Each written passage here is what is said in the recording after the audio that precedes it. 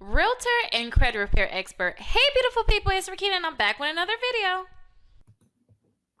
Hey, Rickita, would you advise anyone to get the credit strong if they're trying to buy a house in the next year? Now, I did a little, well, let me say, hey, hi. I did a little research on a credit strong. My thoughts on a credit strong is this. You know, some people, I deal with people that if you have one late payment, like seriously, like if you have one late payment, that late payment will damage your credit. Like the last time I had a late payment on my credit report, you guys, and it wasn't even my fault. It dropped my credit score 89 points, and I had to keep fighting to get that removed from the credit report. So I would hate. Only thing I like about Credit Strong is this: it's the amount of time it may take you to pay off that loan is just too long to me. It's just too long.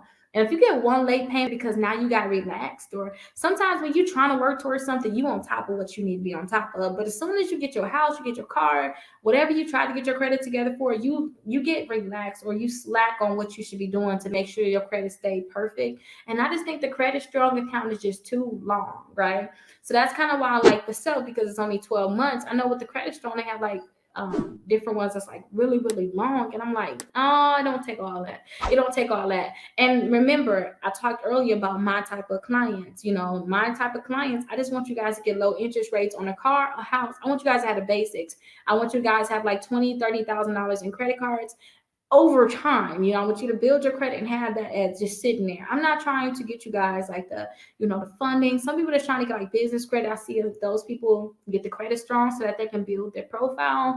But I don't advise on it because I haven't really did that account. I always did self. I keep renewing it. I like the self. And the reason I like the self, like I told you guys, it's less f ups. You know what I mean? It's less chances of you guys like not paying the bill because that late payment can really hurt you guys.